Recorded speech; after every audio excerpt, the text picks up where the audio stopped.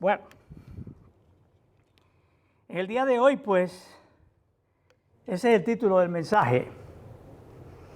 Para de interferir. Quiero hacer como una pequeña introducción para asegurarnos de que nosotros podamos entender el mensaje en esta mañana.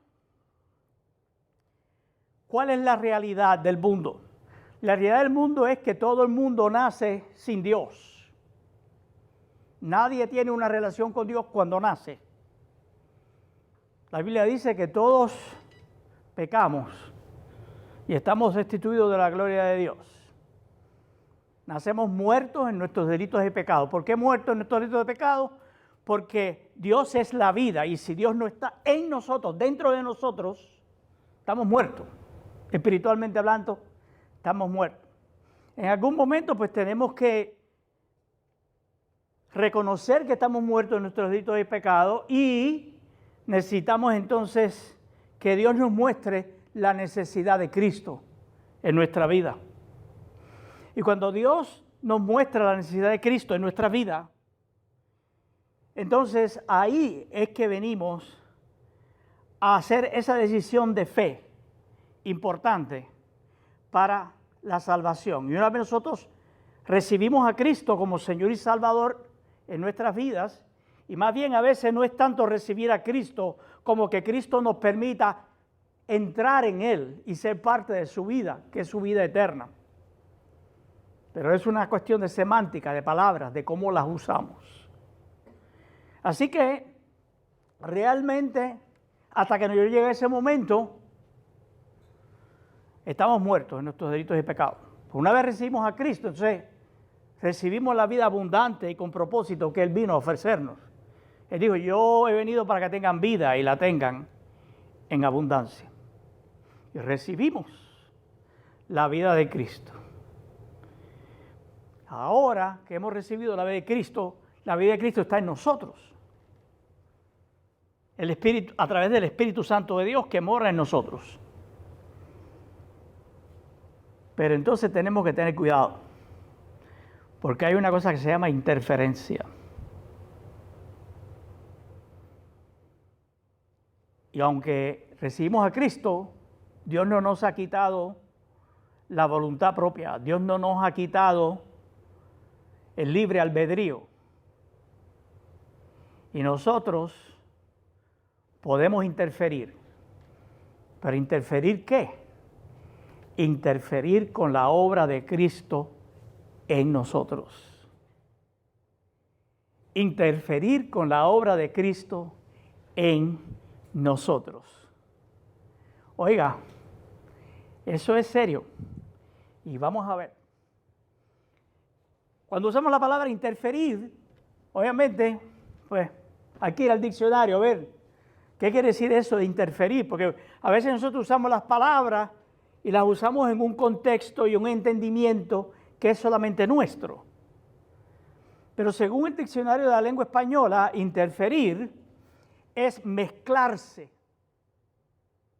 o interponerse con una acción o un movimiento en otra acción o otro movimiento. Es pasar dos o más ondas, si estamos hablando de comunicaciones, por el mismo camino, pero en direcciones distintas, no en la misma dirección. Así que tal vez podríamos usar un sinónimo. ¿Cuál es si podría ser un sinónimo? Estorbar. ¿Ok? Tal vez demorar. Póngale usted lo que sea. Hemos estado hablando también recientemente acerca del quebrantamiento. Y hemos explicado y definido el quebrantamiento como llegar al final de nuestros propios recursos.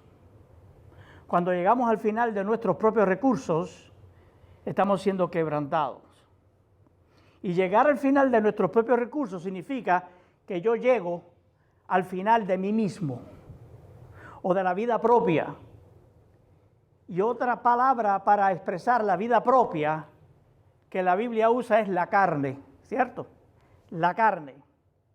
Entonces, ¿cuál es el propósito del quebrantamiento? El propósito del quebrantamiento es enseñarme a mí la necesidad de confiar única y exclusivamente en la gracia de Dios. Es a través del quebrantamiento que Dios me va a enseñar que debo parar de interferir con la obra de Cristo en mi vida. Así que esa interferencia viene a través de la carne. Y la carne interfiere con la obra de Cristo en mí y en ti.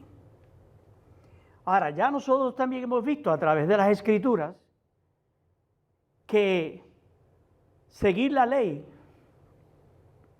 lo que hace es que agita la carne, porque la ley es la gasolina de la carne, la ley es la gasolina del pecado. Y obviamente una vez la carne se agita, induce al pecado. Entonces, hemos hablado de la gracia también.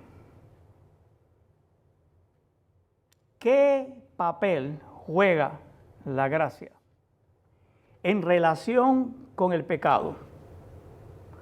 ¿Cómo me saca a mí la gracia del pecado? ¿Cómo es que el simple hecho de yo creer en la obra de Cristo me convierte en una persona entonces consagrada a Dios? Así que en este caso tendríamos también que preguntarnos otras cosas.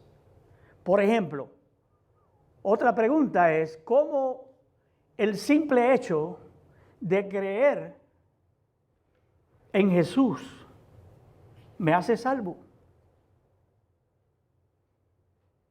¿Cómo pasa eso? El simple hecho de yo creer que Jesús es Dios encarnado, es el Hijo de Dios, hecho hombre, que muere en la cruz del Calvario por mis pecados, que es sepultado y que al tercer día resucita de entre los muertos. ¿Cómo creer eso me hace a mí salvo? Me da vida eterna. Creí en Dios. Dios me contó esa creencia por justicia. Creí, Cristo entró en mí. Pero no solo entró en mí, sino que crucificó la vieja persona y me convirtió en una nueva criatura, nacida de Dios y del Espíritu Santo. Y encima de todo eso me hizo a mí templo del Espíritu Santo. ¿Me van siguiendo? ¿Van siguiendo lo que voy diciendo? 1 Corintios 6:19 dice, ¿acaso, es este apóstol Pablo hablando, dice, ¿acaso ignoran que el cuerpo de ustedes, obviamente el cuerpo físico, es templo del Espíritu Santo, que está en ustedes y que recibieron de parte de Dios, y que ustedes no son dueños de sí mismos? Así que la Escritura categóricamente dice, el Espíritu Santo de Dios está dentro del creyente. El Espíritu Santo de Dios está dentro de ti. Entonces tenemos que hacer otra pregunta. ¿Por qué está dentro de mí el Espíritu Santo? Porque Dios un día nos reveló la verdad de Cristo. Creímos en Dios. Recibimos a Cristo por fe. Dios entró a nuestra vida y nos transformó y nos hizo una nueva criatura. Nos hizo una nueva creación. ¿Cómo es que nos convertimos de rebeldes y enemigos de Dios en hijos de Dios? ¿Cómo es que nos conformamos a la imagen de Cristo? Queremos respuesta a esas preguntas. Dejemos al apóstol Pablo que responda. En Gálatas 3, del 1 al 3 dice: oh Gálatas insensatos, ¿quién los fascinó para no obedecer a la verdad? Si ante los ojos de ustedes Jesucristo ya fue presentado claramente como crucificado. Solo esto quiero que me digan: ¿recibieron el Espíritu por las obras de la ley o por el oír con fe? Tan necios son, comenzaron por el Espíritu y ahora van a acabar por la carne. ¿Quiénes eran los Gálatas? Los Gálatas eran un pueblo celta que emigraron desde Galia, la Francia moderna, en el siglo III antes de Cristo, a la región de Asia Menor, central. Y Pablo estaba familiarizado con ellos porque Pablo ahí fundó varias iglesias, entre ellas fundó la iglesia en las ciudades de Antioquía, de Iconio, de Listra, de Derbe, en el sur de Galacia. El norte de Galacia era más étnicamente galo que el sur. Pero no importa, no eran judíos, eran gentiles. Pero los creyentes que eran judíos, que habían recibido a Jesucristo como el Mesías, todavía estaban atrapados en sus mentes con el Antiguo Testamento, y los judíos tenían problemas para entender, para aceptar y para creer que Cristo ya había cumplido la ley por ellos y que no era necesaria la ley para la salvación. Así que estos judíos, que estaban bien intencionados, pero estaban equivocados. ¿Cuánta gente tú conoces así que están bien intencionadas pero están equivocadas así? Mucha gente. Como dice el refrán, que el camino al infierno está pavimentado de muy buenas intenciones, ¿cierto? Pero estaban equivocados, y entonces ellos entraron en las iglesias de Galacia y fueron a persuadir a los creyentes, sobre todo los creyentes que eran inmaduros, de que necesitaban guardar reglas, que necesitaban guardar normas para completar la obra de la santificación. Yo recuerdo en Puerto Rico estar trabajando en una farmacia. Vino un muchacho joven, me acuerdo como ahora, esto hace un montón de años atrás. Yo usaba una barba. Y en aquella época en Puerto Rico las iglesias, yo no sé por qué, empezaron a decir que si tú tenías barba, tú estabas en pecado. Imagínate que el Señor tenía barba también, entonces el Señor, que nunca pecó, tendría pecado. Y me dice: ¿tú estás en pecado? Y yo, pues, ¿cómo es eso que yo estoy en pecado? Mira, tienes barba. No, eso no tiene que ver, si el Señor tenía barba también. Dice: no, pero el Señor nos llamó a santificación. Tú te tienes que santificar. Tú te tienes que santificar. Yo mismo me tengo que santificar. Yo le dije: oye, pero ven acá. ¿Quiere decir entonces que yo no puedo entrar a una barra a beber? No. Tú tienes que santificarte. Digo: pero si yo entro a la barra, tal vez no a beber, pero a compartir a Cristo en la barra, con la gente que no conoce a Cristo, no puedes entrar. Te tienes que santificar.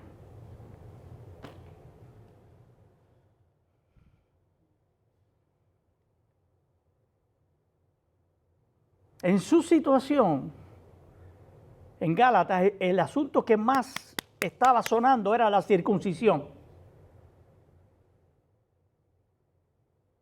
Y ese era el énfasis mayor que se estaba proveyendo. Pero el principio básico que estaban aplicando a cualquier intento de perfeccionarse en realidad era a través del esfuerzo propio, del esfuerzo humano.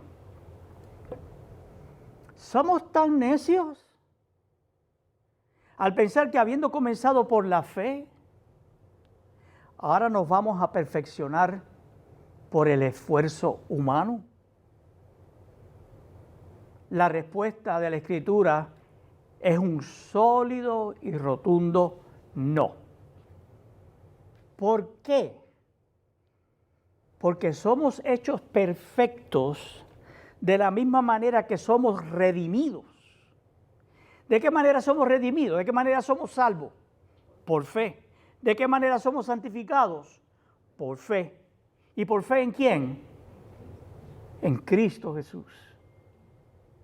Así que, ¿qué es la fe entonces? Bueno, ustedes saben Hebreos 1:11, pero la fe básicamente es creer en Dios. Es creerle a Dios. No es simplemente un conocimiento mental.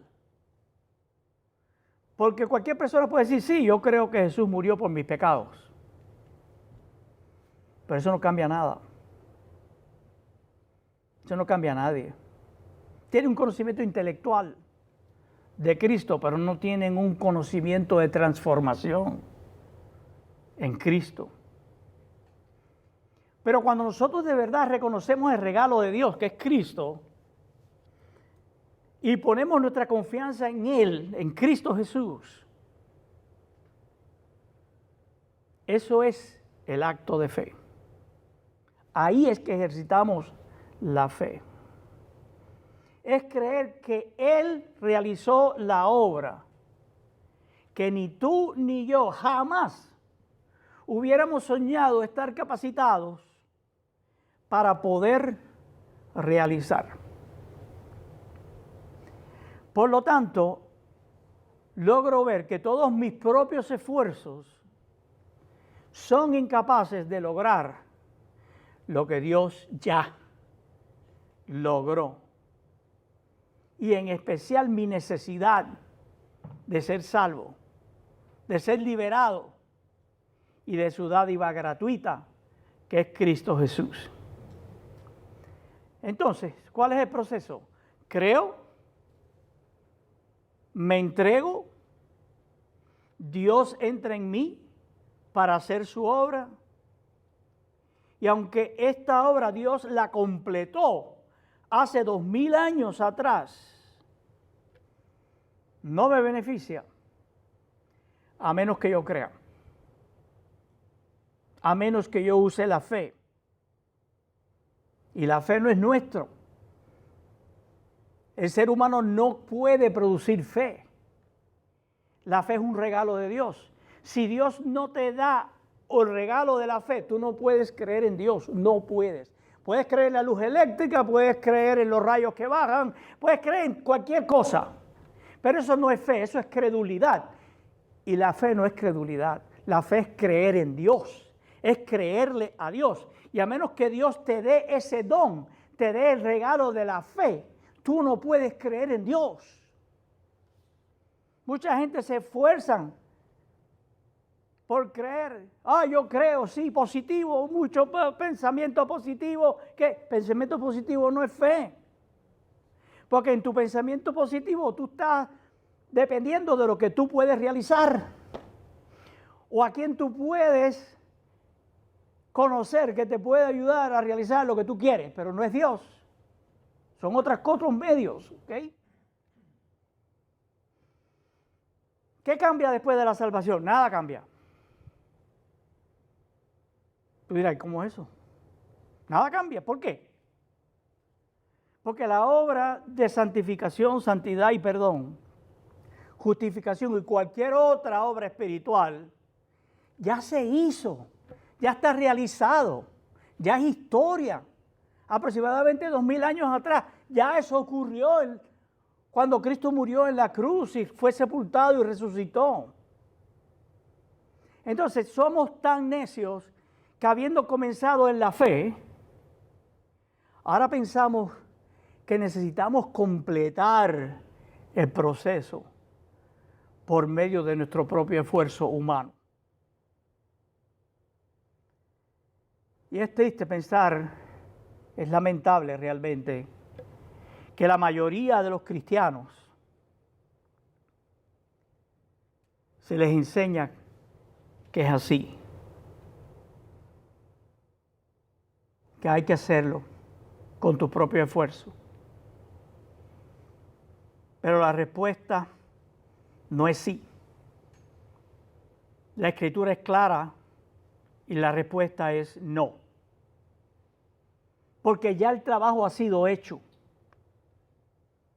Pero no te beneficia el trabajo hecho 2000 años atrás hasta que lo recibes por fe.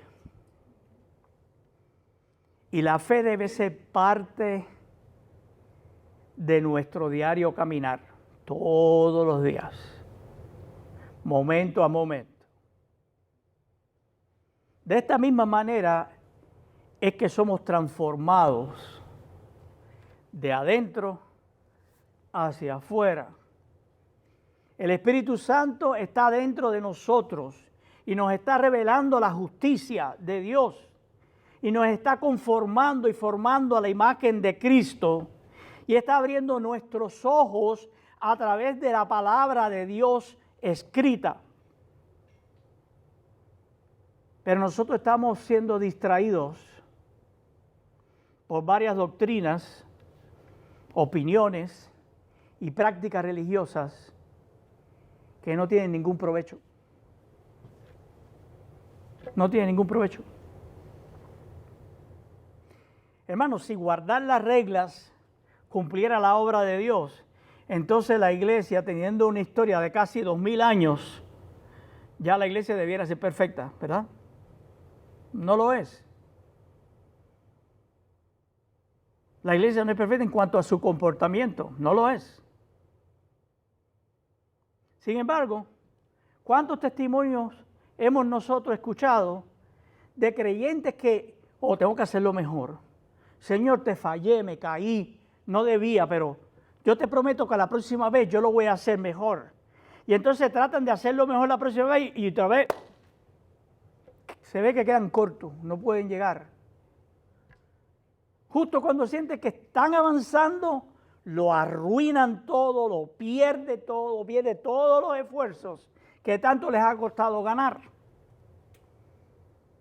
Hermanos, hasta que nosotros no cesemos de nuestras propias obras, no podemos entrar y disfrutar del reposo que Dios nos ha dado en Cristo Jesús. Es precisamente cuando creo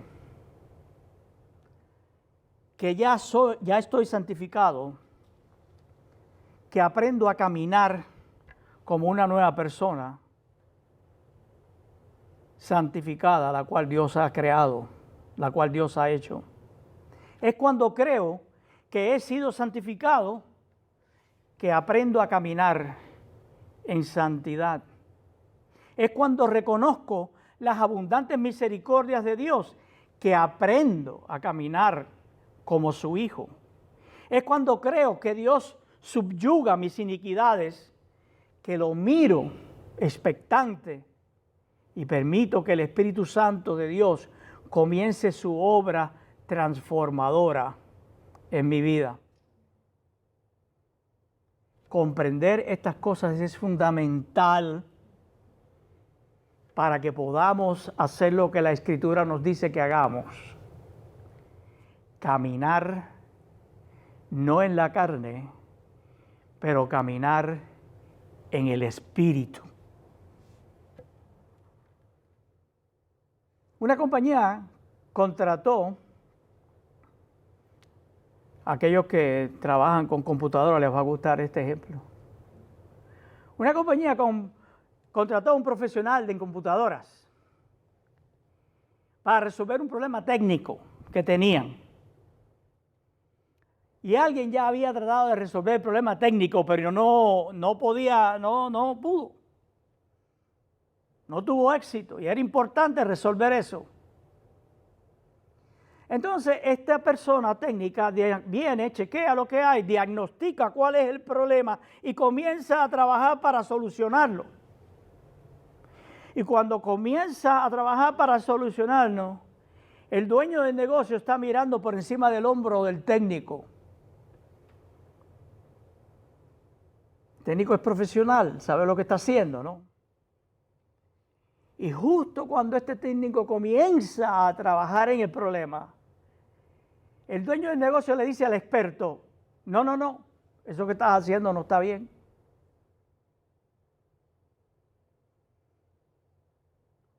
Tú debes hacer esto, aquello, lo otro, no. Entonces, el técnico con paciencia vuelve y le explica, ¿verdad? ¿Por qué no solucionaría lo que él dice, el problema? El técnico comienza a trabajar de nuevo. No, dice el dueño. Deberías hacer otra cosa, debía haberlo hecho de otra manera. Interrumpe de nuevo al técnico que está trabajando, tratando de resolver el problema.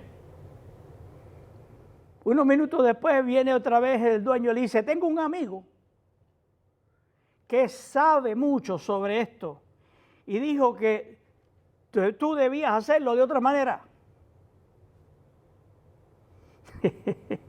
El técnico ya estaba frustrado con el dueño. Se vuelve al dueño y le dice, tu amigo pudo resolver el problema. El dueño dice, no.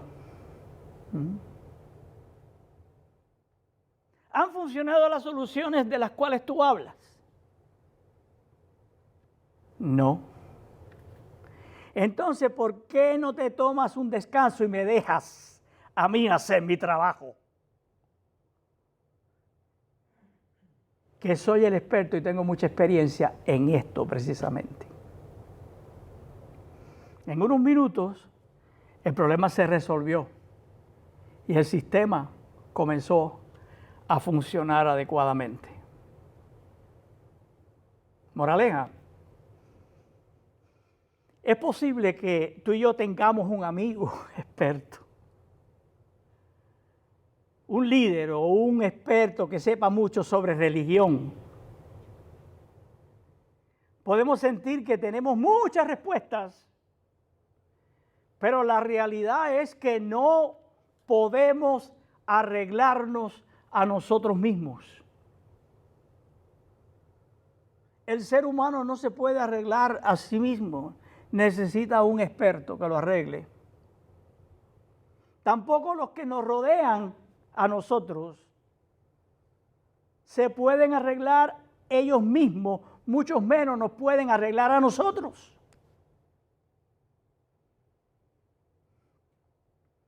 Hermano, es hora de salir del camino y dejar de interferir con la obra experta de Dios en tu vida por medio de Cristo Jesús. Necesitamos dejar que Dios haga su trabajo experto en cada uno de nosotros,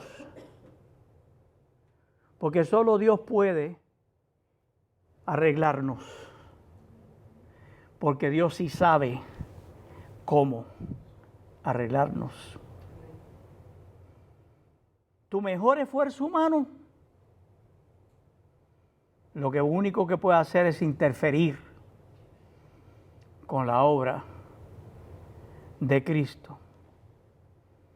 Dios ha prometido, en Gálatas 5 se dice, digo pues, vivan según el Espíritu y no satisfagan los deseos de la carne. ¿Qué quiere decir eso? Vivamos en el Espíritu. No trabajemos para estar en el Espíritu, vivamos en el Espíritu. No hay esfuerzo humano posible que te haga a ti vivir en el Espíritu o caminar en el Espíritu. Para vivir y para caminar en el Espíritu, todo lo que tú y yo necesitamos hacer es simplemente creer en Dios y caminar donde Dios nos indique, nos guíe que debemos caminar. Cuando hacemos eso, entonces nuestra vida va a comenzar a transformarse a la imagen de Cristo. Oh, pero Dios tiene mucha paciencia. Dios es paciente. A veces la paciencia de Dios nos impacienta a nosotros, ¿verdad que sí? Nosotros nos impacientamos porque Dios tiene paciencia. Pero Dios es paciente y nos guía para que nosotros podamos eliminar las cosas que obstaculizan o que interfieren con su obra en nosotros, en la medida que confiamos en Él, lo suficiente como para obedecer.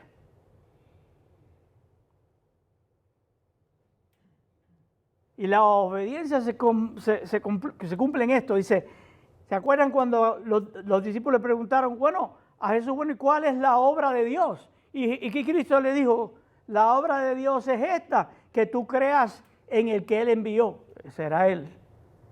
Creer, esa es la obra de Dios. Para ti, para mí, es creer en Dios. Creerle a Dios, creer en sus promesas, ¿verdad? Porque donde mires, donde pongas tus ojos, va a ser por donde camines. Si miras al pecado y usas tu esfuerzo propio para vencerlo, vas a caer en la carne. Si miras a Cristo, entonces lo vas a seguir a Él. ¿Ustedes saben por qué el borracho en la carretera manejando un carro es peligroso? Bueno, primero, porque hay una interferencia, ¿cierto? El alcohol está interfiriendo con sus habilidades para poder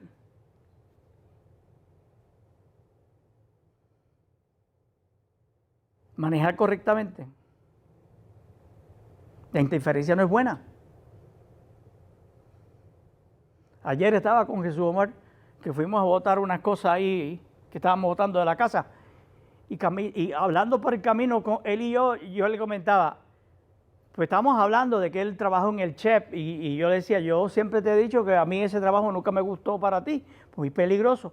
Al jefe de él, después que él se fue, o antes que te fuera, después lo atropelló un carro y el hombre fue al hospital y está todo descuajeringado, ¿verdad? Trabajo muy peligroso. Ustedes no se han visto por YouTube o cualquier otro lugar que hay un carro parado y un policía dándole tique a alguien y ¿qué vienen? Viene uno y van y lo suena. ¿Por qué? Porque cuando tú estás borracho, ¿ok? El alcohol está impidiendo, está interfiriendo contigo. Y entonces el borracho le pasa una cosa. Él mira algo y va hacia lo que mira. El borracho va manejando por el freeway y ve un carro parado ahí. Se pone a mirar el carro, ¿qué tú crees que va a hacer? ¡Bam! Ahí va, encima del carro. Ve las luces que vienen prendidas de noche, vienen en sentido contrario, mira las luces, se queda mirando las luces y ¡bam! Va para donde están las luces. En la vida cristiana es exactamente igual. ¿Dónde estás mirando? No estoy diciendo que estés borracho, ¿verdad? Pero ¿a dónde estás mirando? ¿Ok? Todos tenemos la tendencia de ir a la deriva hacia donde estamos mirando. Y esto es cierto al conducir, al caminar o en nuestra vida espiritual también. Así que si te miras a ti mismo, caerás en una forma de pensar carnal. Si tratas de resistirte al pecado, todavía estás enfocado en el pecado y te vas a inclinar hacia el pecado.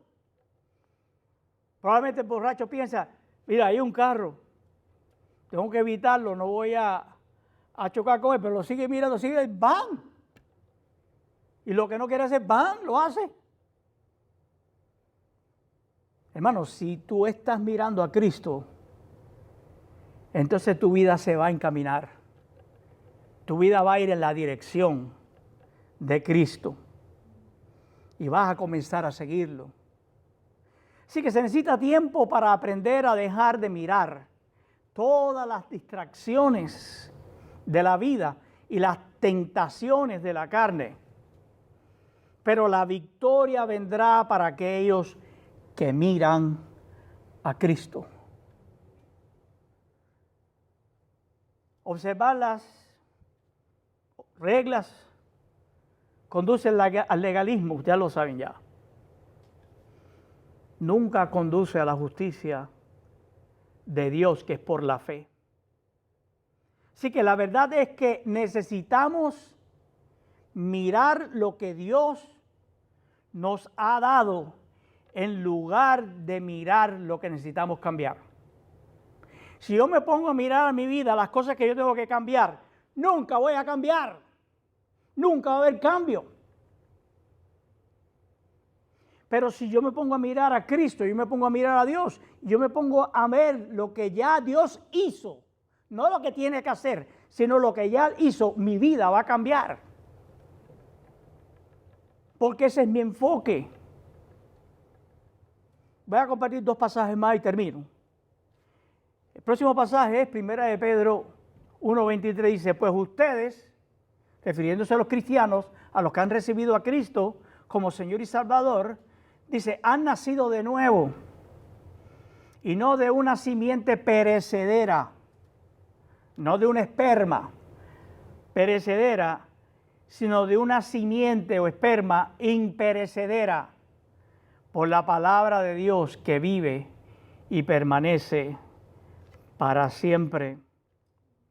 Y el próximo es 1 de Juan 3:9, dice, todo aquel que ha nacido de Dios, dice, todo aquel que ha nacido de nuevo, no practica el pecado. ¿Por qué? Porque la esperma de Dios, la simiente de Dios, permanece en él. Y miren, esta frase ha puesto a los teólogos a romperse la cabeza. No puede pecar porque ha nacido de Dios. Oh, la Biblia dice que yo no puedo pecar porque yo he nacido de Dios. Oh, eso es imposible, pastor. Usted sabe que usted peca todos los días. ¿Eh? Bueno.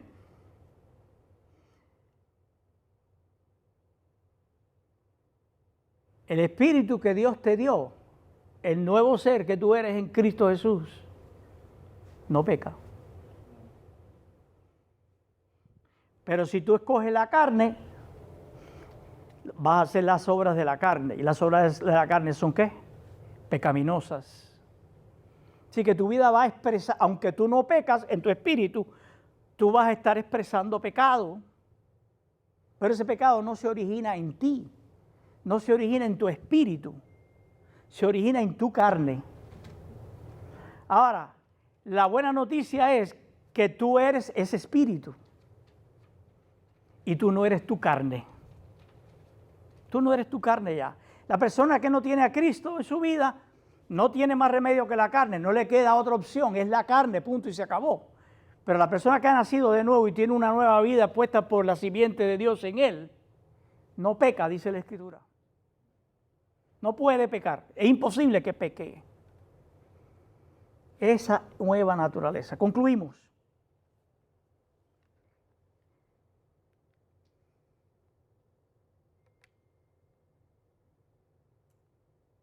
Esa nueva naturaleza sirve a Dios porque es nacida de Dios. Los cristianos gentiles que no sabían nada acerca de la ley, ahora que habían aceptado a Cristo como Señor y Salvador por fe, tenían algo dentro de ellos, que era el Espíritu Santo de Dios, por supuesto, que los hacía actuar de acuerdo con la justicia de Dios. Guardaban la ley pero no porque ellos estaban conscientes que querían guardar la ley, sino porque el Espíritu Santo de Dios estaba en ellos. Vivían de acuerdo a su propia nueva naturaleza. Si tú has nacido de nuevo y tú estás en Cristo, tienes, no es que tendrás, tienes una nueva naturaleza. Y esa nueva naturaleza tiene un deseo. Y el deseo de la nueva naturaleza es permanecer en Cristo y hacer la voluntad de Dios. Tu carne también tiene un deseo. Servir a la ley del pecado. Por eso no podemos vencer por el propio esfuerzo humano, porque la carne, por obligación, tiene que servir al pecado. Así que el secreto para vencer es aprender a vivir, a caminar conforme a tu nueva naturaleza, no conforme a la carne. Y de eso es lo que se trata, de caminar en el Espíritu. Así que la obra fue completada, mis amados, a través de Cristo ya. Ya la obra de redención, ya la obra de santificación, ya todo lo que Dios iba a hacer por ti, ya lo hizo. No hay nada que tú puedas añadirle a lo que ya Dios hizo. ¿Qué te queda ahora?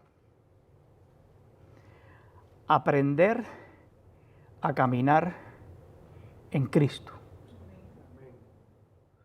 Que Dios abra nuestros ojos a la verdad de lo que Dios ya ha hecho. No hay nada que tú puedas hacer. No hay nada que yo pueda hacer. No hay nada que nadie pueda hacer. Ya Dios lo hizo todo. ¿Cómo es que se nos ocurre hacer lo que ya Dios hizo?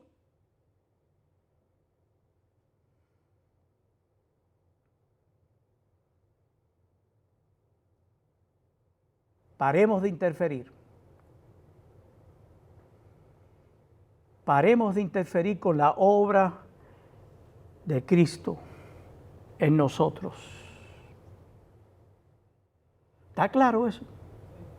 ¿Entendemos eso? Es el Espíritu de Dios en esta mañana enseñándonos, hablándonos claramente, mostrándonos la verdad. Porque el Espíritu de Dios no nos muestra la verdad para hacernos sentir culpables, sino para hacernos libres y para que podamos vivir en plena libertad espiritual.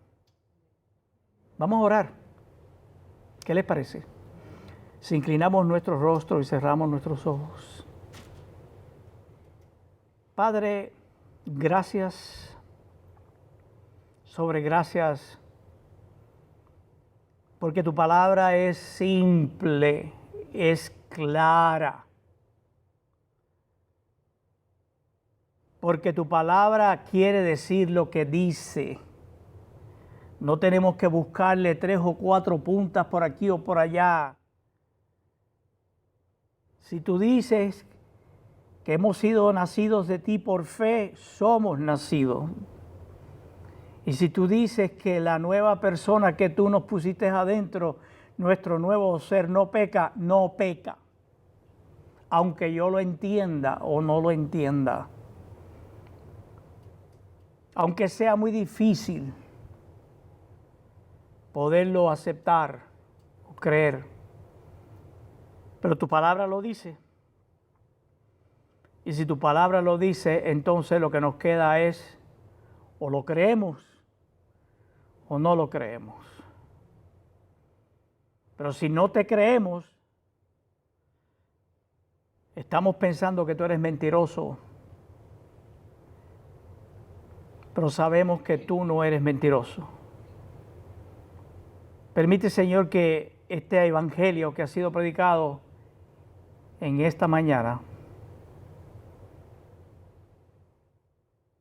profundice en nosotros Espíritu Santo, usa estas palabras tuyas para alentarnos, para acercarnos a ti, para que aprendamos a mirar a ti y no a la gente, no a la religión, sino a Cristo, que es nuestro Señor y Salvador. Amén. Hermanos, que Dios los bendiga y le damos bienvenida a las personas que por primera vez los vemos aquí. Sean bienvenidas y traten de saludarse los unos a los otros en el amor de Cristo y de conocerse en el Señor. Amén.